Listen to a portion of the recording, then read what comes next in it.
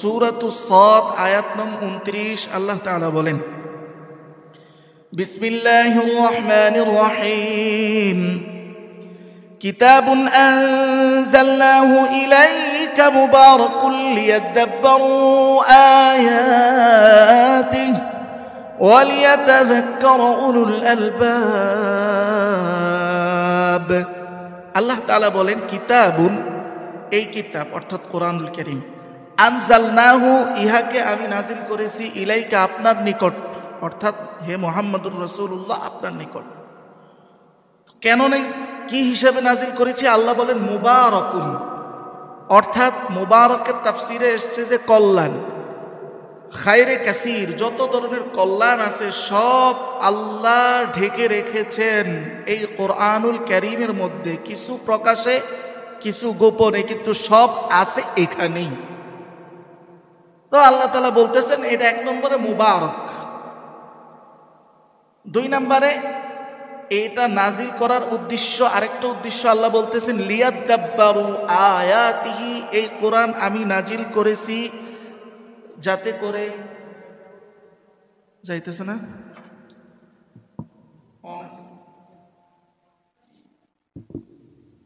যাতে করে এই কোরআনুল কারীম নিয়ে আপনার সকল উম্মত গবেষণা করতে পারে, চিন্তা করতে পারে। তাহলে কোরআন নাজিল হয়েছে সবার গবেষণার কেন্দ্র হওয়ার জন্য, গবেষণার বস্তু হওয়ার জন্য। আফসোসের বিষয় হলো গবেষণা তো হচ্ছে তৃতীয় স্তরের অথবা চতুর্থ স্তরের বিষয়ও ধরা যায়। এর আগে এক নম্বর স্তর হলো কোরআনুল কারীমকে শুদ্ধ করে পড়ার প্রচেষ্টা করা।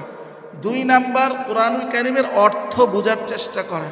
যদি আরবিতে সম্ভব নাও হয়, যারা আমরা বাংলা শিখেছি, অন্তত এই বাংলাটা হলেও যে আল্লাহ যে আমাকে উদ্দেশ্য করে বলেছেন, কি বলেছেন, একবারের জন্য আমি পড়ার চেষ্টা করি না, অথচ আমি বাংলা জানি। অথচ এমন বহু বিষয়ের উপরে আমার পিএইচডি হয়ে গেছে, আর পিএইচডি না হইলেও অন্তত স্কুল পর্যায়ে তো আমি পড়াশোনা করেছি, কিন্তু কোরআনের ক্ষেত্রে স্কুল পর্যায়ে, প্রাইমারি পর্যায়েও আমার শিক্ষা আমি অর্জন করি নাই, চেষ্টাও করি নাই, অথচ সুযোগের কোনো অভাব নেই।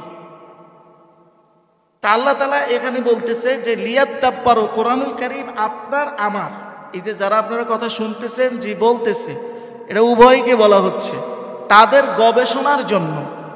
এখন গবেষণার অর্থ এই না একজন পিএইচডি হোল্ডার যে গবেষণা করবে, থিসিস করবে, আপনাকে এমন থিসিস করতে হবে বিষয়টা এটা না। গবেষণা বলতে আপনার জ্ঞান অনুযায়ী আপনি এটা নিয়ে চিন্তা করা, ভাবা যে আল্লাহ এখানে কি বলছেন, কেন বলছেন, এটার অর্থটা কি, এবং এটা অনুধাবন করা, অন্তরে এটাকে অনুধাবন করে যে আসলে বিষয়টা কি। এটাই সর্বনিম্ন গবেষণা। এটাই গবেষণার ফলাফল তো সবের একরকম না। একজন ইউনিভার্সিটির টিচারের গবেষণা আমার গবেষণা কি সমান না। গবেষণা বলতে চিন্তা করা কোরআন নিয়ে। তো পড়ি না, চিন্তা করবো কি দিয়ে? আমি জানি না, পড়ি না, কোনোদিন দেখি না কি লেখা আছে। তো এইটা এই উম্মতের জন্য অনেক বড় আফসোস। কেমন আফসোস আমরা আরেকটু সামনে গেলে বুঝবো ইনশাআল্লাহ। এরপরে আল্লাহ বলতেছেন ওয়ালিয়াতাযাক্কারা উলুল আলবাব, আর এই কোরআনুল কারীম থেকে উপদেশ গ্রহণ করে সমস্ত জ্ঞানীরাই একমাত্র এর কথা গ্রহণ করে, অজ্ঞরাই শুধু এর থেকে বিপরীত দিকে রওনা দেয়। আল্লাহর দৃষ্টিতে জ্ঞানী তারাই যারা এর দিকে আসে, কথা শুনলে যারা মেনে নেয়, এরাই জ্ঞানী। বিপরীত দিকে যে হাঁটা দেয়, আল্লাহর দৃষ্টিতে সেই অজ্ঞ, দুনিয়ার দৃষ্টিতে সেই যাই হোক। আল্লাহু আকবার। আল্লাহ তাআলা আমাদেরকে সৃষ্টি করেছেন মানুষ হিসাবে। আমরা জানি আশরাফুল মাখলুকাত, আমরা সবাই থেকে শ্রেষ্ঠ। এই যে শ্রেষ্ঠত্ব আমরা পেয়েছি, এটা হলো আল্লাহ তাআলার কাজের কারণে। আল্লাহ আমাকে শ্রেষ্ঠ করে বানিয়েছেন তো শ্রেষ্ঠ, কিন্তু আমি আমার কর্মের বিচারে শ্রেষ্ঠ কিনা এটা হচ্ছে আমার দেখার বিষয় না। আমি আমার কর্মের বিচারে ততক্ষণ শ্রেষ্ঠ না যতক্ষণ না তাআল্লুমুল কোরআন, কোরআনের শিক্ষার সাথে আমার ন্যূনতম সম্পর্ক তৈরি না হবে, ততক্ষণ শ্রেষ্ঠ না। এটা কি আমার দাবি? না না। নবী করিম সাল্লাল্লাহু আলাইহি ওয়াসাল্লামের বক্তব্য, প্রসিদ্ধ হাদিস, বুখারীর 4661 নং হাদিস, রাসূলুল্লাহ বলেন খায়রুকুম মান তাআল্লামাল কুরআনা ওয়া আল্লামা, যে তোমাদের মধ্যে উত্তম সেই ব্যক্তি যে কোরআন শিখে আর না হয় শিখায়। মানে কোরআনের শিক্ষার সাথে সম্পর্ক গড়তে হবে, এই ছাড়া উত্তম হওয়ার আর কোনো পদ্ধতি নাই।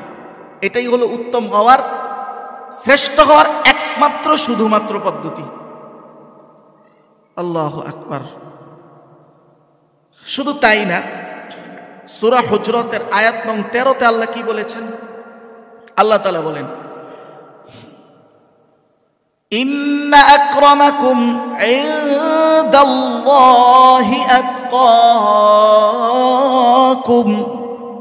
আল্লাহ তাআলা বলেন, তোমাদের মধ্যে সব থেকে আমার কাছে সম্মানিত প্রিয় সে যে সব থেকে বেশি তাকওয়াবান। এবার প্রশ্ন হলো, তাকওয়াবান সবচেয়ে বেশি কে? ধরেন উদাহরণস্বরূপ বলা হলো, এই দেশের সব থেকে সুনাগরিক সে যে এই দেশের সব আইন কানুন মেনে চলে। তো দেশের সব আইন কানুন মেনে চলতে হলে অবশ্যই ব্যক্তিকে আইন আগে জানতে হবে। তো জানবে কিভাবে? জানতে হলে তাকে পড়তে হবে। তো ঠিক তাকওয়াবান সব থেকে বেশি সে যে আল্লাহর সব আইনকে মেনে চলে। তা আল্লাহর সব আইন মেনে চলতে হলে আইন জানতে হবে। তা আইন জানতে হলে পড়তে হবে। কি পড়তে হবে? কোরআন পড়তে হবে। তো এখানেও সব থেকে বড় তাকওয়াবান, বুজুর্গ ভাব ধরে আর তাফসীর টানলে এইটা হলো সূরাতান, মানে চিত্রের দিক থেকে এসে মনে হচ্ছে সে তাকওয়াবান, কিন্তু তাকওয়ার মূল কেন্দ্র হচ্ছে কোরআনুল কারীম। যার মধ্যে কোরআনের যত বাস্তবতা বেশি সে তত বড় তাকওয়াবান, আর আল্লাহর কাছেও সে তত বড় সম্মানিত। বলেন না সুবহানাল্লাহ। আল্লাহু আকবার।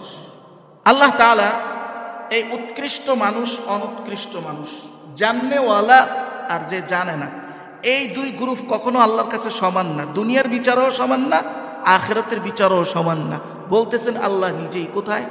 সূরাতুল জুমার আয়াত নং 9 আল্লাহ বলেন, হাল ইয়াস্তাউিল্লাযীনা ইয়া'লামুন ওয়াল্লাযীনা লা ইয়া'লামুন ইন্নামা ইয়াতাযাক্কারু উলুল আলবাব। আল্লাহ তাআলা বলেন, আল্লাহ নিজেই প্রশ্ন করতেছেন, হাল ইয়াস্তাউিল্লাযীনা ইয়া'লামুন ওয়াল্লাযীনা লা ইয়া'লামুন, তোমরাই বলো যে জানে আর যে জানে না এই দুই ব্যক্তি কি সমান? এখানে প্রশ্নের উদ্দেশ্য আমার থেকে উত্তর নেয়া না। প্রশ্ন কয়েক ধরনের হয়। একটা প্রশ্ন হলো, প্রশ্নের দ্বারা উদ্দেশ্যই হলো আপনাকে প্রশ্নের মাধ্যমে জবাব দেওয়া। এটা আমাদের পরিভাষাও হয়, জবাবটা আমি প্রশ্নের মাধ্যমে দিই। ভাই বলেন তো এরকম হইলে কি এরকম করা যায়?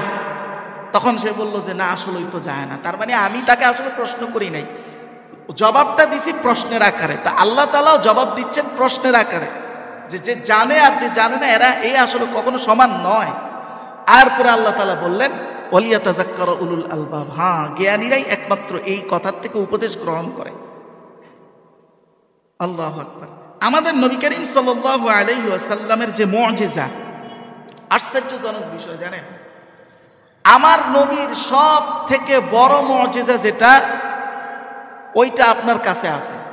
কিন্তু আফসোস হলো যে এইটা যে আপনার কাছে আছে এইটা আপনি খুব ভালোভাবে জানেন না, এবং এটার যেই মর্যাদা দেওয়ার কথা ওই মর্যাদাও আপনি দেন না। দিতে যে হবে এই বিষয়ে আমার আপনার ভালো জানা নাই।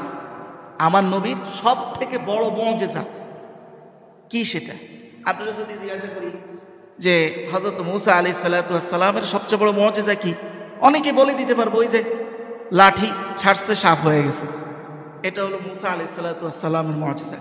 হযরত ঈসার কি মুজিজা ছিল এটা হয়তো অনেকে বলতে পারবে না, অনেকে আবার পারবে। যে হযরত ঈসা আলাইহিস সালাতু ওয়াস সালাম জন্ম অন্ধ কোনো ব্যক্তির চোখের উপরে যখন হাত মুছা দিতেন, আল্লাহর কুদরতে তার চোখের দৃষ্টি ফিরে আসতো। এটা হলো হযরত ঈসার মুজিজা। আরো আছে মুজিজা, এটা একটা। কিন্তু আমার নবীর সব থেকে বড় মুজিজা কি, এটা কিন্তু সচরাচর মানুষ জানে না। অনেকে বলবো যে চাঁদ যে দ্বিখণ্ডিত করে দিছে আঙ্গুল দিয়া, ওইটা সবচেয়ে বড় মুজিজা। না, এইটা সবচেয়ে বড় মুজিজা না। এটা হচ্ছে এমন বড় মুজিজা আছে যেটা আপনার কাছে আছে কিন্তু আপনি ভালোভাবে জানেন না। সেই মুজিজাটা হলো ওই মুআজিজা, যেই মুআজিজা আপনার ঘরের তাকেও আছে, মসজিদের তাকেও আছে, আপনার জামায় কাপড়ে, আপনার ঘরের সিটে এতটুকু ময়লা নাই, আল্লাহর নবীর ওই মুআজিজার উপরে যতটুকু এখন ময়লা পড়ে আছে। বলেন তো এটা কি? বলেন না। কোরআন কিভাবে মুআজিজা, এবার একটু বুঝেন। আল্লাহু আকবার। সূরাতুল ইসরা আয়াত নং 88 আল্লাহ তাআলা বলেন, কুল লা ইন ইজতামাআতিল ইনসু ওয়াল জিন্নু আলা আন ইয়াতু বিমিসলি হাযাল কুরআন লা ইয়াতুনা বিমিসলিহি ওয়ালাউ কানা বা'দুহুম লিবা'দিন যাহীরা। আল্লাহ তাআলা বলতেছেন, কুল, হে নবী আপনি বলেন, লা ইন ইজতামাআতিল ইনসু ওয়াল জিন্নু, যদি মানব জাতি আর জিন জাতি একত্রিত হয়ে যায়, কি জন্য? এজন্য যে তারা এই কোরআনের মতো করে আরেকটা কোরআন রচনা করবে, এটার হুবহু নয়, কাছাকাছি কাছাকাছি মানে। আল্লাহ বলতেছেন লা ইয়াতুনা বিমিসলিহি, এর কাছাকাছি মান সম্পন্ন কোন বই পুরা জিন জাতি এবং মানব জাতি একত্রিত যদি হয়ে যায়, বা'দুহুম লিবা'দিন যাহীরা, একে অপরের পূর্ণ সাহায্যকারী হয়েও যদি চেষ্টা করে, আল্লাহ বলেন সম্ভব না। এর কেন সম্ভব না এটা আমি এক্সপ্লেন করব। এরপরে আল্লাহ এই চ্যালেঞ্জটাকে পুরা কোরআন নিয়ে দিছেন। এই চ্যালেঞ্জটা নিচে নামাইতে নামাইতে এক আয়াতে বলছেন, ফাতু বিআশরি সূরাতিন মিন মিসলিহা, 10টা সূরা আনো না, এটাও সম্ভব না। চ্যালেঞ্জ আরো নিচে নামছে, নামতে নামতে আল্লাহ তাআলা বলেন যে তাহলে একটা আয়াত আনো, সম্ভব না। যখন কোরআন নাজিল হয়, মক্কার কাফেররা ও তৎকালীন সময় আপনার এরা খুব ভাষা সাহিত্যিক ছিল, জাহেল ছিল কর্মের বিচারে, কিন্তু ভাষার বিচারে এরা সর্বোচ্চ, পৃথিবীর আরবি ভাষার সবচেয়ে বড় বড় সাহিত্যিক ছিল তখন কাফেরদের মধ্যে। এমন অনেক, আপনারা হয়তো জানেন না, এরকম অনেক অমুসলিম আছে যাদের কিতাব আরবি ভাষার মাপকাঠির জন্য পড়ানো হয় তৎকালীন। যেমন একজন কবি আছে, তার নাম হচ্ছে মুতানাব্বি। মুতানাব্বি তাকে কেন বলা হয়, এটা তার নাম না, এটা অবশ্য তার লকব, উপাধি। কেন বলা হয়? কারণ সে নবী দাবি করছিল। তানাব্বু শব্দ থেকে, তানাব্বা ইয়াতানাব্বাউ, নবী দাবি করা। তো মুতানাব্বি মানে হলো যে নবী দাবি করে। তো আরবি ভাষার এত বড় পণ্ডিত ছিল, পরবর্তীতে বলা হয় সে তওবা করেছে, কিন্তু এটা খুব একটা মানে শিওর করে বলা যায় না। এমন ব্যক্তিকে আরবি ভাষায় তার পাণ্ডিত্যের কারণে বিভিন্ন মাদ্রাসায়ও কিন্তু তার কিতাব পড়ানো হয়, কারণ সে শরীয়তের মাপকাঠি না, কিন্তু ভাষার মাপকাঠি। ভাষায় তার পাণ্ডিত্য ছিল অগাধ। তো তৎকালীন কাফেররা এইরকম ভাষা পণ্ডিত ছিল। এই জন্য হজরতে মুসা আলাইহিস সালাতু ওয়াস সালামের জামানায় তুলনামূলক লোকগুলো একটু মূর্খ টাইপের ছিল। এখন মূর্খদেরকে বুঝাইতে হলে, যেমন সাপ লাঠি হয়ে গেছে, এইটা যে একটা অলৌকিক ঘটনা, এইটা একজন একেবারে নিরক্ষর মানুষে যেভাবে বুঝবে, শিক্ষিত মানুষও বুঝবে, এটা চোখে দেখলেই বোঝা যায়। কিন্তু এই নবীকে আল্লাহ এই ধরনের মুআজিজা এই নবী বেশি প্রকাশ করেন নাই, খুব অল্প। যেটা সবচেয়ে বড় মুআজিজা হিসেবে এই নবীর ক্ষেত্রে আল্লাহ তাআলা রেখেছেন, সেটা হল শিক্ষাভিত্তিক মুআজিজা। শিক্ষাভিত্তিক মুআজিজা তার মানে এই উম্মতের মূল ভিত্তিটাই হলো শিক্ষা। যেই দিন থেকে এই উম্মাহ শিক্ষার ভিত্তি থেকে সরে যায়, ওই যে অলৌকিক ঘটনা মুসার সময়ের মতো, ঈসার সময়ের মতো, ওই ঘটনাকে হক বাতিলের মাপকাঠি বানানো শুরু করছে, ওই দিন থেকে এই উম্মতের আসল অধপতন শুরু হয়ে গেছে। ওই দিন থেকে এই উম্মতের ভিত্তি হলো শিক্ষা। এই জন্যই আল্লাহ তাআলা আল্লাহর নবীর সবচেয়ে বড় মুআজিজার ভিত্তিও রাখছেন শিক্ষা। এখন মুসার লাঠি সাপ হয়ে যাবে এটা যে কেউ বুঝবে, কিন্তু আল্লাহর নবীর মুআজিজা যে কোরআন, এইটা বুঝতে হলে শিক্ষা লাগবে, পড়তে হবে, পড়া ছাড়া বোঝা সম্ভব না। কিভাবে দেখেন, বিষয়টা বুঝাই। ওই তৎকালীন সময় সূরা কাউসার, ইন্না আ'তাইনাকাল কাউসার ফাসাল্লি লিরাব্বিকা ওয়ানহার ইন্না শানিআকা হুয়াল আবতার, এই সূরাটা লেখা কাবার সামনে টানায় দেওয়া হয়েছিল চ্যালেঞ্জ করে যে তোমাদের মধ্যে এমন কোন আরবি সাহিত্যিক আছে যে এই সূরার মতো করে একটা সূরা রচনা করবে। মানে এরকম মাত্র কয় লাইন, এক লাইন, কোরআন শরীফ হেফজ করেছে এক লাইন, 3 আয়াত, এক লাইন, এই এক লাইন কথা এইটার মানে তৈরি করবে। তৎকালীন সময় না, আজ পর্যন্ত পৃথিবী যতদিন থাকবে ওই সময়ও কেউ এই চ্যালেঞ্জ গ্রহণ করতে পারে নাই, না আজকে না ভবিষ্যতে। কেন? এই কেনটা একটু সংক্ষিপ্ত বুঝাই। এটার ঘটনা হলো, কোরআনুল কারীমের ভাষা সাহিত্যের যেই ধরনটা, এই ধরনটা যদি ঠিক রেখে কেউ কোনো কথা বানাইতে চায়, তাহলে আপনার ভাষা সাহিত্যকে ঠিক রাখতে গেলে কথার সৌন্দর্যতা ঠিক থাকে না। কথার সৌন্দর্যতা ঠিক রাখতে গেলে ভাষা সাহিত্যের যেই মাপটা এখানে, এইটা ঠিক থাকে না। এইটা পৃথিবীতে অনেকে ট্রাই করেছে। যেমন আল কারিয়া, মাল কারিয়া, ওমা আদরাকা মাল কারিয়া, এই সূরার আদলে বলা হয় শিয়াদের একটা গোষ্ঠী, অথবা কেউ কেউ বলে কাদিয়ানীদের যিনি প্রধান ছিলেন, উনি এরকম কিছু সূরা বানাইছিলেন। তো উনি এটার আদলে সূরা বানাইছেন আল ফিল, মাল ফিল, ওমা আদরাকা মাল ফিল। এখন দেখেন, আল কারিয়া, মাল কারিয়া, ওমা আদরাকা মাল কারিয়া, ভাষা সাহিত্যের দিক থেকে আল ফিল, মাল ফিল, ওমা আদরাকা মাল ফিল কথা কিন্তু একরকমই শোনা যায়, কিন্তু অর্থ কি উঠছে? আল কারিয়ার অর্থ কি আর এটার অর্থ কি? এটার অর্থ কি? হাতি। হাতি কি জিনিস? কে জানাবে আপনাকে হাতি কি জিনিস? হয় ভাষা ঠিক রাখলে কথা হাস্যকর হয়, আর কথার সৌন্দর্যতা রাখলে ভাষার সাহিত্য কখনোই কোরআনের পর্যায়ে ওঠে না। এইটাই হচ্ছে কোরআনের সবচেয়ে বড় মুআজিজা, যে এইটার যেই ধরন, এই ধরনে আপনি আরবিতে আর দ্বিতীয় কোনো বই পৃথিবীর কোনো মানুষ, আল্লাহ তো বলছে জিন ইনসান একসাথে হয়ে গেলেও বানানো সম্ভব না। বলেন সুবহানাল্লাহ। সেই কোরআনের উপরে ধুলা পড়ে রয়েছে, আর আপনি মুসলমান, আবার জান্নাতের কি আশা? আশা রাখেন, আশা তো রাখবেনই, আশা রাখার জন্যই তো আসছেন। কিন্তু এই আমাদের নৈতিকতা, এই আমাদের বুঝ, এই আমাদের শিক্ষার অবস্থা, জ্ঞানের অবস্থা। তাহলে কি বুঝলাম?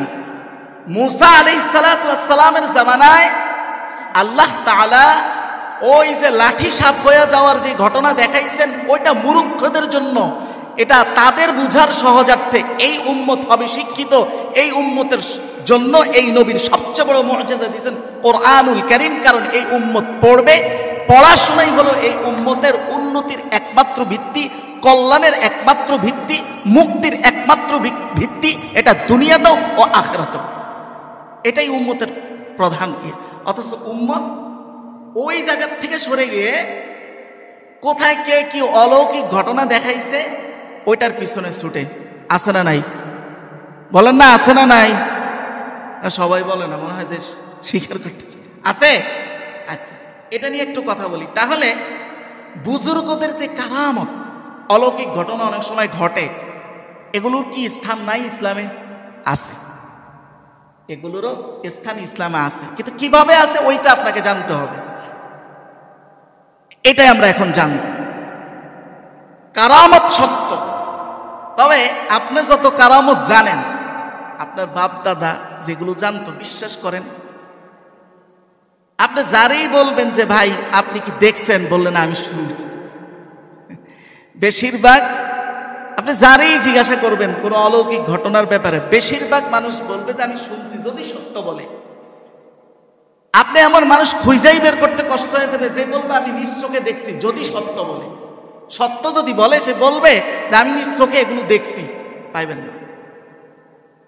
আরে একটা সংক্ষিপ্ত একটা পরিচয়ের জন্য না, জাস্ট কথাটা বোঝানোর জন্য। আমার দাদা, আমার আপন দাদা অনেক বড় বুজুর্গ মানুষ ছিলেন। ওনার বিস্তারিত পরিচয়ের দরকার নেই, আমার কথা যতটুকু বলার দরকার অতটুকু। তো ওনাকে, উনি পীর ছিলেন না, মানে পীর, ওনার খেলাফত ছিল, কিন্তু উনি এই লাইনে কাজ করেন নাই, উনি একাডেমিক লাইনে কাজ করছেন। কমপক্ষে বলা হয় আর কি 47 বছর একটানা একা পুরা বুখারী শরীফ উনি একা পড়াইতেন।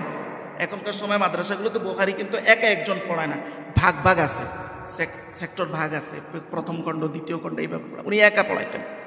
অনেক বড় বুজুর্গ মানুষ ছিলেন। ওনার নামে আমাদের এলাকায় এত এত কারামত আছে, বিশ্বাস করেন এটির একটারও সত্যতা আমি ফ্যামিলির মানুষ হয়ে আমরা কেউ জানি না। এত এত কারামত মার্কেটে আছে। কেউ বলে যে আমগো নাকি বলে কবে চুরি করতে লইছিল গাছে বলে আটকে গেছে, এই কথা আমরা জীবনে জানিও না শুনিও না, কিন্তু পুরো সমাজের মানুষ বলে। আমি এই মসজিদের থেকে একবার নামাজ পড়াইয়া যাইতে এক সিএনজিতে উঠছি, সিএনজিওয়ালা আমাকে বলতেছে আপনার দাদার তো অনেক বড় কারামত ছিল। কিরকম কারামত? কয় যে উনাকে কেউ টাকা হাদিয়া দিলে উনি বুঝতো এটা ঘুষের টাকা, এটা সুদের টাকা। উনি নাকি এই টাকা আলাদা করতো, আলাদা করে যেগুলো হারাম টাকা এগুলো ফেলে দিত, আর যেগুলো হালাল টাকা এগুলো ব্যবহার করতো। তা আমি চুপ রয়েছি, সাধারণ মানুষ এত শর্ট টাইমে আর কি বুঝামো, ওর তো আরো বিভ্রান্ত হয়ে যাবে। তো বললো যে আপনার আব্বারে জিজ্ঞাসা করছি যে আপনার মধ্যে এই কারামত আসেনি। তা আমরা যদি একাডেমিক আলেম না হইতাম, এটা যে আমাদের জন্য কত বড় বাটপারি আর ধোকাবাজি করার সুযোগ ছিল। আমি তো জানি যে আমার এটা করতে গেলে আমার আখরাত হারাইতে হবে। আমি যদি একাডেমিক আলেম না হইতাম, তো এটাই সুযোগ আছে, কারামত আছে, সমস্যা কি? ওর বাপের ক্ষমতা আছে, আমি যদি বলি যে এটা সুদের টাকা, ও কিভাবে জানবে? ও তো আমার কথার উপরে বিশ্বাস করতে হবে। আমি যদি বলি এই দাদা কারামত এটা আমারে দিয়ে গেছে, তার কি ক্ষমতা আছে এটা জাস্টিফাই করার? কিন্তু আমরা এগুলো বললে চুপ থাকি। আসছে দাদা মারা যাওয়ার পরে আমি নিজ চোখে দেখছি, তখন আমি অনেক ছোট, ধানের বস্তা নিয়ে আসছে। কাকে দিবেন? গো হুজুর। বাজিব কথা, হুজুরকে দিবেন কত? হুজুর তো নাই।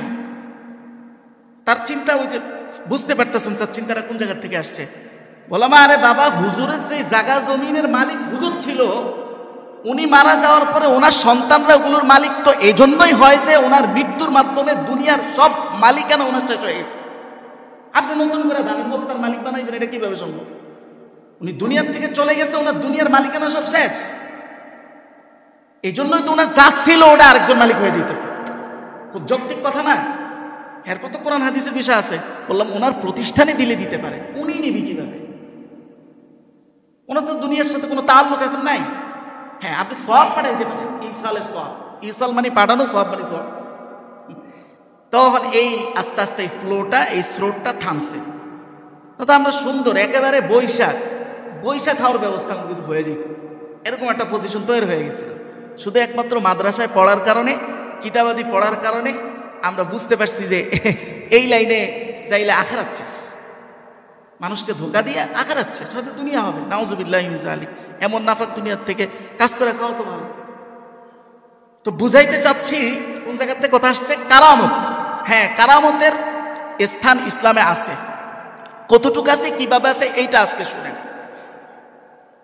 কোন অলির মাধ্যমে কোন অলৌকিক ঘটনাকে আপনি তখনই সেটা আল্লাহর পক্ষ থেকে পথ নির্দেশ হিসাবে গ্রহণ করবেন যখন আপনি জানবেন এই ব্যক্তির মূল ভিত্তি কোরআন সুন্নাহর উপরে পরিপূর্ণ আছে। এখন আপনি কিভাবে বুঝবেন যে এই ব্যক্তির ভিত্তি কোরআন সুন্নাহর উপরে আছে?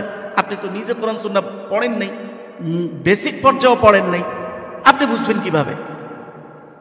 এই জন্যই ওই কথা ঘুরে আসতেছি কি, কোরআন সুন্নাহ শিখতে হবে, আপনার সাধ্য অনুযায়ী কোরআনের ইলম অর্জন করতে হবে।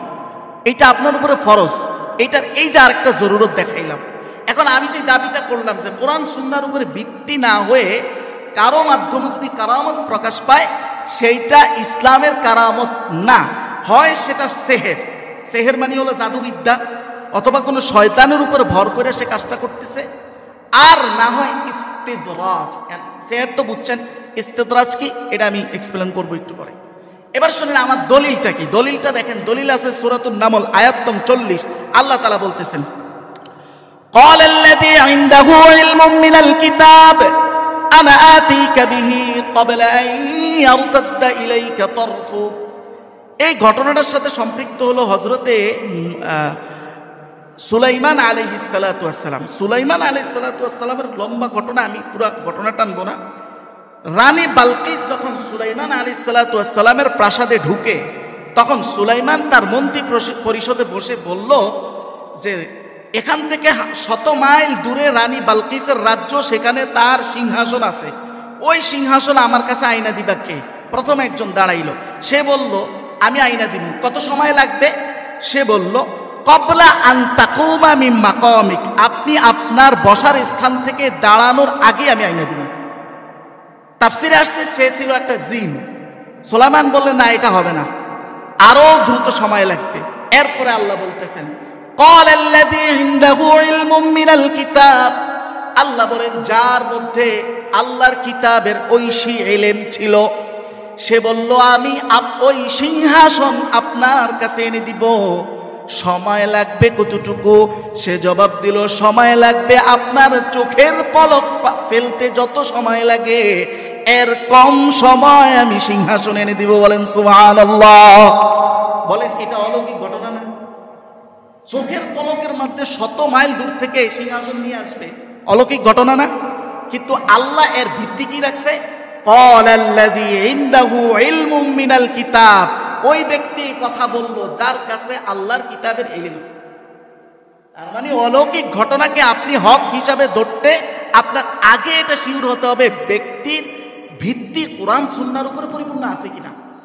যদি না হয়, এরপরও দেখতেছেন অলৌকিক ঘটনা ঘটতেছে তারা দ্বারা, সেটা হয় সেহের, জাদুবিদ্যা, আর না হয় ইস্তেদরাজ।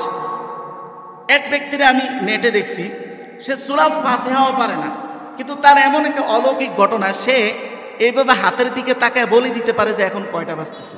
আপনি ঘড়ি মিলে দেখবেন 100%। আর আপনি তার কাছে যা মুরিদ হইবেন, শরীয়ত শিখবেন, বলেন তার কাছে শরীয়ত শিখা যাবে? অলৌকিক ঘটনা তো ঘটতেছে তার দ্বারা। শরীয়ত শিখতে হবে শরীয়ত দ্বারাই, যার মধ্যে সত্যিকার অর্থে কোরআন সুন্নাহর জ্ঞান আছে, অলৌকিক না। এটা আল্লাহ কখনো কখনো ঘটান, যদি তার মধ্যে কোরআন সুন্নাহ থাকে তাহলে এটা হক। হ্যাঁ, আল্লাহ তাআলা কোনো না উদ্দেশ্যে ঘটাইছেন। আর না হয় এটা সেহের, আর না হয় ইস্তেদরাজ। ইস্তেদরাজটা কি? ইস্তেদরাজটা হলো আল্লাহ তাআলা কখনো কখনো বান্দাকে এমন কিছু পাওয়ার দেন, সেটা অলৌকিক পাওয়ারও হতে পারে, সেটা পলিটিক্যাল পাওয়ারও হতে পারে, দুনিয়ার যে কোনো পাওয়ার হতে পারে। এই পাওয়ারটা আল্লাহ তাআলা বান্দাকে কখন, কোন বান্দাকে কেন দেন? আল্লাহ এমন কিছু বান্দাকে দেন যে আল্লাহর সন্তুষ্টির রাস্তায় চলে না, তারপরেও আল্লাহ দেন। কি জন্য দেন?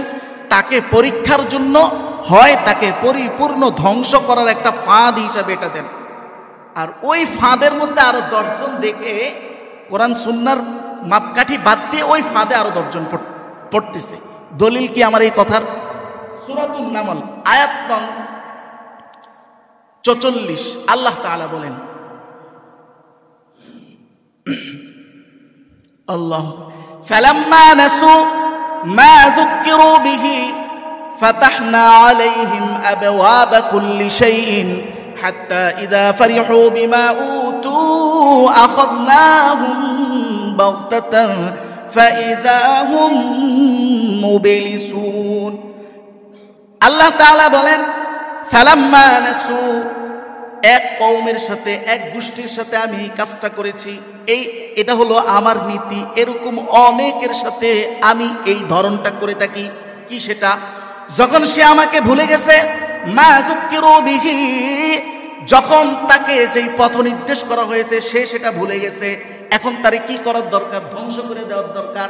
আমি তারে ধ্বংস করি না, আমি প্রথমে তারা আরো বেশি ফাঁদে ফেলতে চাই। তখন আমি করি ফাতাহনা আলাইহিম আবওয়াবা কুল্লি শাই, এই পাপিষ্টের জন্য আমি সব দরজা খুলে দেই, সে যা চায় তা অর্জন হয়ে যায়। দেখছেন, আল্লাহ তাআলা বলতেছে আমি আরো দরজা খুলে দেই। এখন মানুষ এটা দেখে কয় যে কিরে, সে যদি সঠিক না হইতো তা এত কিছু পাইছে কোত্থেকে? আল্লাহ বলতেছেন পায় কোত্থেকে? আমার এটা ফাঁদ। এটা বুঝতে হলে কোরআন সুন্নাহর ইলম লাগবে। এটা কি ফাঁদ না বাস্তব? এটা বুঝতে হলেই লাগবে কোরআন সুন্নাহর ইলম। তা আল্লাহ বলতেছেন আমি তার সব দরজা খুলে দেই। হাত্তা ইযা ফারিহু, আগেই বলেছি এটা পলিটিক্যাল পাওয়ারও হইতে পারে, এটা অলৌকিক যে কোনো ক্ষমতা হইতে পারে আল্লাহর পক্ষ থেকে। হাত্তা ইযা ফারিহু, ওই পাপিষ্ট এই পাওয়ার পরে সে যখন তার কনফিডেন্স লেভেল হাই হয়ে যায় যে আমার সামনে আর কে দাঁড়াবে, এবার আল্লাহ বলেন তার কনফিডেন্স লেভেল যখন সর্বোচ্চ পর্যায়ে চলে যায়, সে খুশি হয়ে যায়, তার আর কোনো চিন্তা থাকে না। এই পর্যায়ে যাওয়ার পরে আমার নীতি হলো এরপরে তারা এনে ধরি ফাখাযনাহুম বাগতাতান, ধরিও কিভাবে? হঠাৎ। কোনো অগ্রিম কোনো বার্তা ছাড়া এমনভাবে ধরি যে তার ধ্বংস কোন দিকে আসতেছে সে নিজেও বুঝে কুলায় না। আল্লাহ, সমাজে এর উদাহরণ আপনাদের মাথায় কোনো উদাহরণ আসেনি? বলেন, কোনো উদাহরণ আপনাদের এই আয়াতের কোনো বাস্তব উদাহরণ সমাজে আছে বলে আপনার মনে হয়? কথা বলে না, মনে হয়? যাক, যা যেটা মনে হয় মিলিয়ে দিয়ে। আল্লাহু আকবার। এইটা হলো ইস্তেদরাজ, মানে হলো আল্লাহ তাকে ফাঁদে ফেলছেন। আল্লাহ আসলে তাকে দেন নাই, আল্লাহ তারে কিছুদিন দিয়া ফাঁদে ফেলছেন আরো বেশি পাপ করার জন্য। ধরবেন একবারে, ধ্বংস করবেন একবারে। ওইটা দেখে আমরা ধোকায় পড়ে যাই। রাসূলুল্লাহ সাল্লাল্লাহু আলাইহি ওয়াসাল্লাম বলেছেন, মুসনাদে আহমদের হাদিস, পৃষ্ঠা নং 547, রাসূলুল্লাহ এটা স্পষ্ট ভাষা দিয়ে বলেছেন, একদম আপনার ভাষায় বলেছেন। রাসূলুল্লাহ বলেন, ইজা রাআইতাল্লাহা ইউতিল আবদা মিনাদ দুনিয়া আলা মাআসিহি মা ইউহিব্বু। হে আমার উম্মত, যদি কাউকে দেখো আল্লাহ তাআলা তাকে বিভিন্ন পাওয়ার দিতেছে, অথচ লোকটা তোমার দৃষ্টিতে কোরআন সুন্নাহ অনুযায়ী সে পাপিষ্ট, মনে রাখবা সে যা ইচ্ছা আল্লাহ তাআলা তাকে দিবে, এইটা দেখে ধোকায় পড়বা না। ফা ইন্নামা হুয়া ইস্তিদরাজ, এইটা হলো আল্লাহর পক্ষ থেকে ফাঁদ। এটা আল্লাহর পক্ষ থেকে ফাঁদ। কিন্তু ওই জালেম সেটা বুঝে না, সে ধোকাবাজ সেটা বুঝে না। সে মনে করে যে এটা তো আমার অর্জন, এটা তো ফাঁদ। এটা তার বুঝে আসে না যতক্ষণ না আল্লাহর পক্ষ থেকে ধ্বংসের পয়গামটা না আসে। আল্লাহু আকবার। তাহলে বুঝলাম অলৌকিক ঘটনা কোরআন সুন্নাহর মাপকাঠি না, বরং কোরআন সুন্নাহ অলৌকিক ঘটনার মাপকাঠি। আমি কি বুঝাইতে পারছি কথা? আল্লাহ তাআলা আমাদেরকে বুঝার তৌফিক দান করুন, বলেন আমিন। এবার আসেন, কোরআনুল কারীম মুমিনের জন্য সবসময় রহমত। যদি কারো জন্য ক্ষতির কারণ হয়, বুঝবেন সে জালেম। দাবিটা আমার না, দাবিটা আল্লাহ তাআলার। কোথায় বলছেন আল্লাহ? সূরা আল ইসরা আয়াত নং 82, আল্লাহ তাআলা বলেন, ওয়া নুনাজ্জিলু মিনাল কুরআনি মা হুয়া শিফাউন ওয়া রাহমাতুল লিল মুমিনিন ওয়া লা ইয়াজিদুয যালিমিনা ইল্লা খাসারা। আল্লাহ তাআলা বলেন, ওয়া নুনাজ্জিলু মিনাল কুরআন, আমি এই কোরআনকে নাজিল করেছি শিফা, এক নম্বরে হলো আরোগ্য হিসাবে। অন্তরের আরোগ্য, শারীরিক আরোগ্য সবকিছুই কোরআনে আছে। ওয়া রাহমাতুল লিল মুমিনিন, আল্লাহর দৃষ্টিতে যে মুমিন, সমাজের দৃষ্টিতে না, বরং আল্লাহর দৃষ্টিতে যে মুমিন, এই কোরআন তার জন্য রহমত হবে। দাবি করছেন কে? আল্লাহ তাআলা বলেন, ওয়ালা ইয়াজিদুয যালিমিন ইল্লা খাসারা। আল্লাহ বলেন, যদি জালেম হয় এই কোরআন তার জন্য রহমত হবে না, বরং তার জন্য, তার যদি জালেম হয় তার শুধু কোরআন কিছু করুক আর না করুক তার ক্ষতি করে ছাড়বে, তার শুধু ক্ষতি বৃদ্ধি করবে। বলেন নাউজুবিল্লাহ। কোরআন জালেমের জন্য ক্ষতিকারক। কোরআন শিখার, এই যে তো কোরআন যে আপনার জন্য রহমত, ওটা কোরআনকে আপনি গ্রহণ না করলে, না শিখলে বুঝবেন কিভাবে? আল্লাহ নবী আরেক হাদিসে এই কথাও বলেছেন, মুসলিম শরীফের হাদিস, হাদিস নাম্বার 1910 নং হাদিস। রাসূলুল্লাহ বলেন, আন আবি উমামাতা, আবু উমামা থেকে বর্ণিত, উনি বলেন, সামিআতু রাসূলুল্লাহ সাল্লাল্লাহু আলাইহি ওয়াসাল্লাম ইয়াকুল, আমি আল্লাহর নবীকে বলতে শুনেছি, আমার নবী বলেন, ইকরাউল কুরআন, তোমরা কোরআন পাঠ করো, কোরআন শিখো, কোরআন বুঝার চেষ্টা করো। কারণ ফাইন্নাহু ইয়াতি ইয়াউমাল কিয়ামাতি শাফিআন লিআসহাবিহি, আল্লাহর নবী বলেন, কারণ এই কোরআন হলো সেই কোরআন, কিয়ামতের যে কঠিন সময় তোমার পার করতে হবে, সেই সময় কোরআনওয়ালা যে তার সাধ্য মতো কোরআনকে শিখছে, কোরআনের সাথে সম্পৃক্ততা রাখছে, ওই কঠিন মুহূর্তে সেই কোরআন তার জন্য সুপারিশকারী হিসাবে দাঁড়ায় যাবে। সুবহানাল্লাহ। আর না শিখলে ক্ষতি কি? সেটা আবার তিরমিজির হাদিসে রাসূলুল্লাহ বলেছেন, হাদিস নাম্বার 2913 নং হাদিস। রাসূলুল্লাহ বলেন, ইন্নাল্লাযী লাইসা ফি জাওফিহি শাইউম মিনাল কুরআন ফাহুয়া কালবাইতিল খারিবি। আল্লাহর নবী বলেন, যার মধ্যে কোরআনের ইলম নাই, একটুও নাই, ওই ব্যক্তির উদাহরণ আল্লাহর নবী উদাহরণ দেন। আল্লাহর নবী উদাহরণে বলেন সে হলো উজাড় ঘরের মতো, পরিত্যক্ত ঘরের মতো। এখন পরিত্যক্ত ঘরের অবস্থা কি? পরিত্যক্ত ঘরের মধ্যে কীট পতঙ্গ বাসা করে।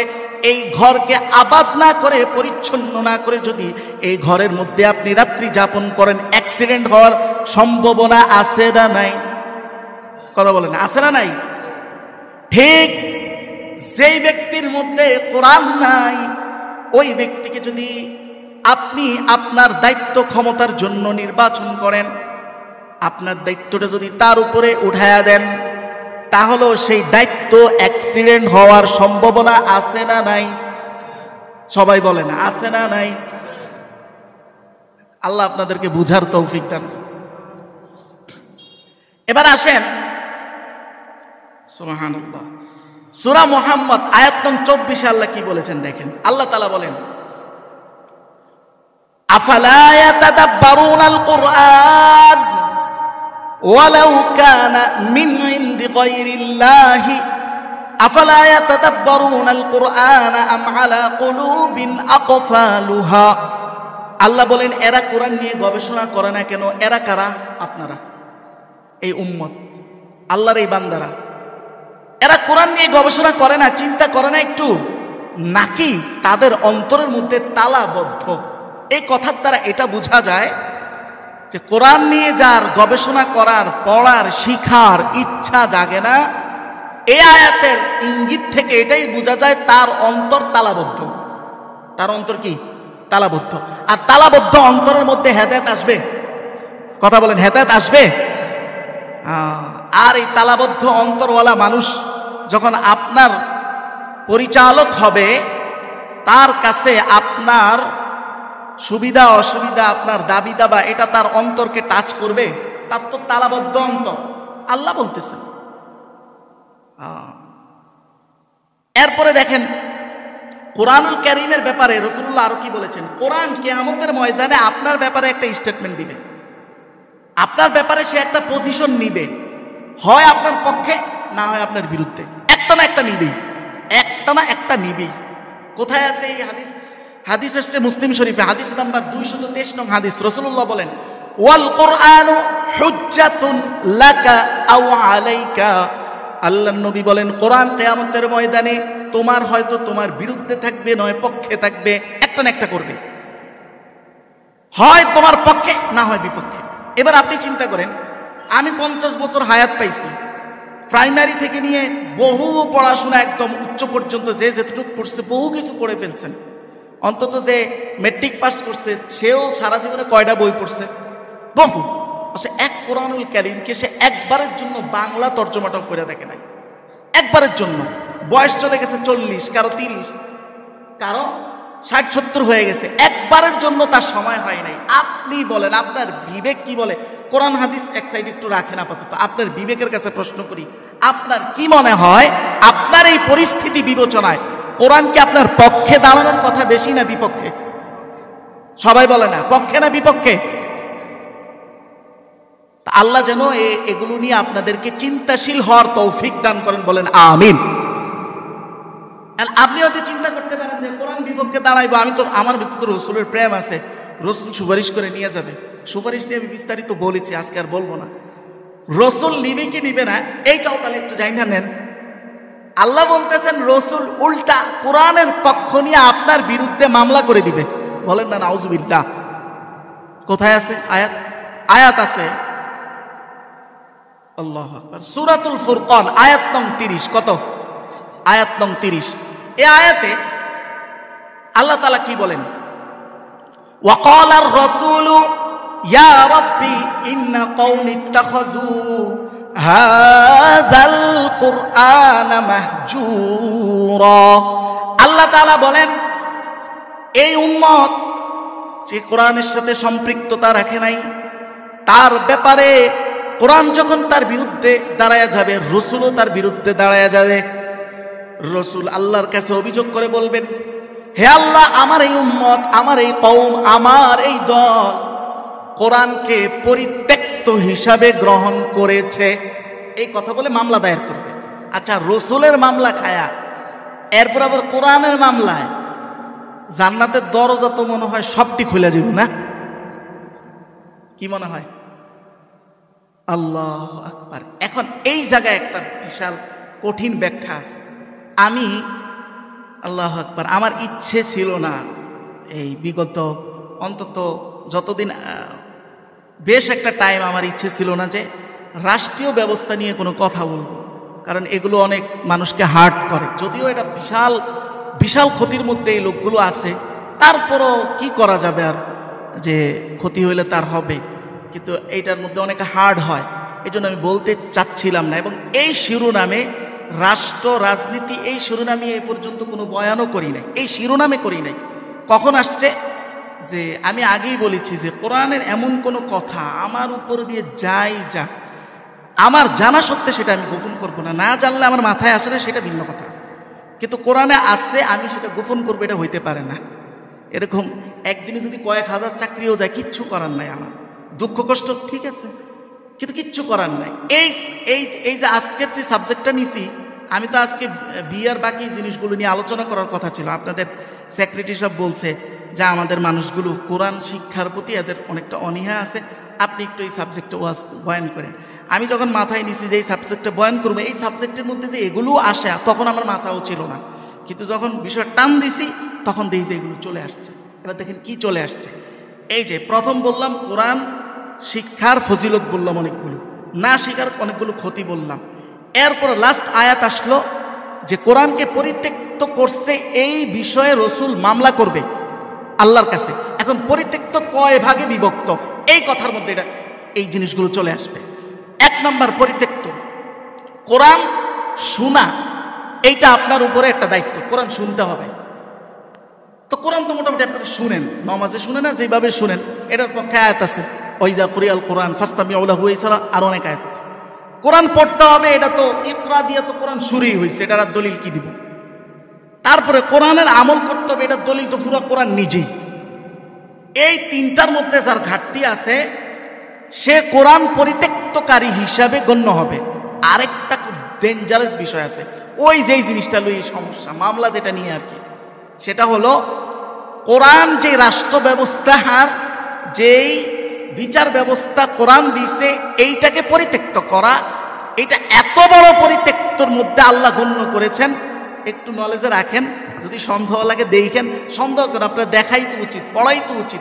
আমি তো রেফারেন্স দিই আসলে কোন দুঃখে, যাতে আপনারা দেখতে পারেন। রেফারেন্স শুনেন শুধু, এটাতে আমার এই কি বলে মুখস্থ শক্তি জাহের হয়, এটার জন্য রেফারেন্স। সূরাতুল মাইদা আয়াত নং 44, কত? সবাই বলেন আয়াত নং কত? সূরার নাম কি? মাইদা 44-এ আল্লাহ তাআলা বলতেছেন, ওমান লাম ইয়াহকুম, আমি শব্দ শব্দ তর্জমা করি, মান যে ব্যক্তি, লাম এটা লামে নফি, মানে হলো না বুঝায়, নো বুঝায় আর কি। লাম ইয়াহকুম বিচার ব্যবস্থা করলো না, বিমা বা দ্বারা মানে দ্বারা, প্রায় 12টার বেশি অর্থ আছে এখানে, দ্বারা অর্থ বিমা, মা মানে যাহা, বিমা ওই জিনিস দ্বারা, যা আনজালাল্লাহ আল্লাহ নাজিল করেছেন। আল্লাহ কি নাজিল করেছেন? সবাই চিৎকার করে বলবেন, আল্লাহ কি নাজিল করেছেন? কোরআন। তাহলে বুঝতেই পারতেছেন আয়াতের অর্থ কি। আল্লাহ যা নাজিল করেছেন তার মাধ্যমে যে বিচার ব্যবস্থা করলো না, ফাউলাইকা এরাই সেই সকল লোক, আল কাফিরুন, তরজমা কি আমার করা লাগবে? এরা কাফের। এখন এই ফতোয়া কোনো মৌলবীর না স্বয়ং আল্লাহর? সবাই বলতে হবে কার? স্বীকার করছে। এখন মৌলবী কি করবে বলেন? এখন আপনি বলেন যে তাহলে তো ম্যাক্সিমাম মানুষ কাফের বানায় দেওয়া যায়।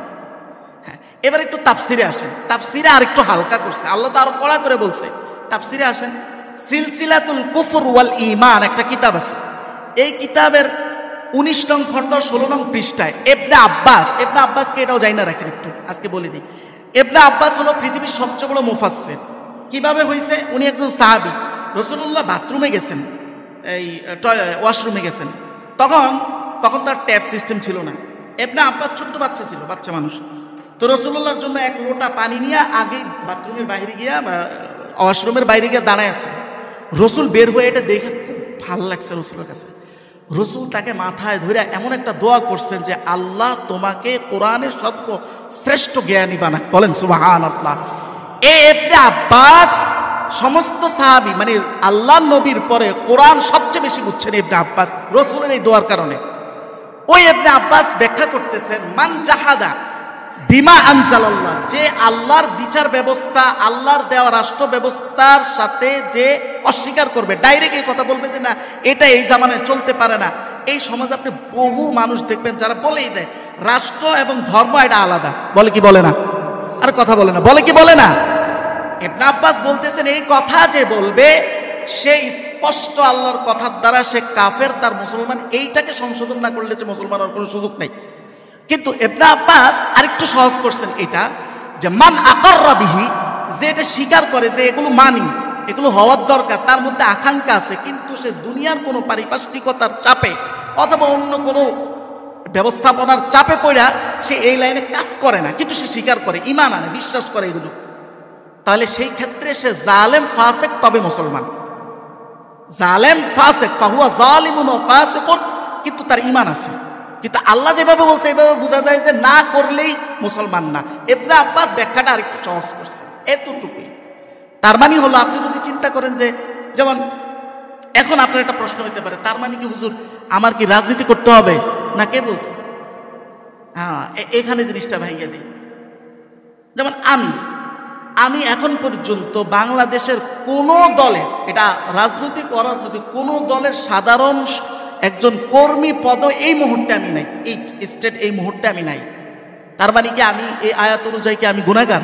না, গুনাহগার না। এই কারণে ইসলামের এই বিষয়গুলোকে বলা হয় ফরজে কেফায়া, কিছু মানুষ যদি করে বাকিদেরটা আদায় হয়ে যাবে। কিন্তু ঈমান রাখতে হবে সবাই, বিশ্বাস রাখতে হবে সবাই। আপনি যদি এটা নাও করেন, এখানে অনেক আপনারা সাধারণ মানুষ, এগুলো তো খুব হায়ার বিষয়, এগুলোর সাথে আপনাদের সম্পর্ক কি? তারপর আপনাদের সাথে আমার এই ব্যাখ্যাগুলো আনতে হয়েছে কেন? কারণ এগুলোর সাথে আপনার সম্পর্ক হলো ঈমানের। কাজ করেন আর না করেন সেটা অন্য কথা, ঈমান রাইখা কবরে যাইতে হবে, আর না তো ওখানে গিয়ে আবিষ্কার করবেন আপনি একজন কাফের ছিলেন। বলেন না নাউজুবিল্লাহ। আজ যাদের এই সব বিষয় ঈমানের ঘাটতি ছিল, আজকে অন্তত ঈমানটা ঠিক করে নেন। দেখেন আমি অনেক কষ্টে, আমি এই বিষয় আলোচনা করার আমার কোনো ইচ্ছে ছিল না। দেখেন আলোচনা কিভাবে আসছে। কোরআনের ফজিলত, কোরআন না পড়ার ক্ষতি, প্রথম বলছি কোরআনকে পরিত্যক্ত করার ক্ষতি। পরিত্যক্ত কয়ভাবে হয়, এই কয় ভাগে বিভক্ত বলতে গিয়ে এটা চলে এসছে। এখন আল্লাহ ক্ষমা করুক, এই যে যা বললাম এখানে আপনারা স্বীকার করেন একটাও কি আমার নিজের কথা না আল্লাহর কথা? সবাই বলবেন কার কথা? বাইরে যায় বললেন না যে এটা খতিব সাহেব কইছে কা, এটা খতিব সাহেব কয় না, আল্লাহ কইছে কা। পারলে বললেন যে আল্লাহ এগুলো কয় কা। এটা বললেন না যে খতিব সাহেব এগুলো নিয়ে আলোচনা করে, আল্লাহ করছে, আমি কি করবো? এইরকম 500-র উপরে আয়াত আছে, 500-র উপরে, যেগুলো ওলামায়ে কেরাম চাপের কারণে, পারিপার্শ্বিক কারণে মানুষের সামনে বলেন, এবং মানুষের যা মন্তব্য সব এই আয়াতগুলোর বিরুদ্ধে যায়। কোরআনের একটা সামান্য আয়াতের বিরুদ্ধে যদি আপনার মন্তব্য যায়, তাহলে আপনি মুসলমান কিনে তো আপনি ফতোয়া দিতে পারেন। এবার শুনেন, আপনি প্রশ্ন করতে পারেন, 1-2 মিনিট যদি একটু বেশি যায় একটু ক্ষমা দৃষ্টিতে দেখবেন ইনশাআল্লাহ, কথাটা আমি গুছিয়ে দিই। এখন আপনি বলেন আমি নামাজ পড়ি, রোজা রাখি, হজ যাকাত, ইসলামের মূল ভিত্তি সবই তো আছে, তারপরেও কি এই আয়াতের দ্বারা কাফের? এবার শুনুন, হ্যাঁ এটাই হচ্ছে বিষয়। দেখেন আল্লাহ তাআলা এই কথাটাই বলতেছিলেন সূরা বাকারার 85 নং আয়াতে। আল্লাহ বলেন আফাতুমিনুনা বিবাদিল কিতাব ওয়া তাকফুরুনা বিবাদ ফামা জাযাউ মান ইয়াফআলু যালিকা মিনকুম ইল্লা খিজয়ুন ফিল হায়াতিদ দুনিয়া ওয়া ইয়াউমাল কিয়ামাতি ইউরাদ্দুনা ইলা শাদ্দিল আযাব। আল্লাহ তাআলা বলেন আফাতুমিনুনা বিবাদিল কিতাব, তোমরা কি কিতাবের কিছু অংশের উপর ঈমান আনবা, ওয়া তাকফুরুনা বিবাদ, আর কিছু অংশের উপরে কুফরি করবা। এইবার এই কথাটা এতটুকু, পরেরটা বলতেছি পরে। এতটুকুর উপরে বলেন নামাজ, রোজা, হজ, যাকাত, এই কয়েকটা বিষয়ের মধ্যে যদি আমি এই পর্যন্ত বয়ান করতাম, একটা মানুষই কি কষ্ট পাইতো? সবাই উত্তর দেন, একটা মানুষও কষ্ট পাইতো? তার মানে এইটাই আল্লাহ বলতেছেন তুমিনুনা বিবাদিল কিতাব, কিতাবের কিছু অংশের উপরে তুমি ঈমান আনো, মানে নামাজ, রোজা, হজ, যাকাত এগুলো সবার ঈমান আছে। আর এর বাহিরে এমন কিছু জটিল বিষয় আছে যেগুলো বললে কিছু মানুষ হার্ড হয়।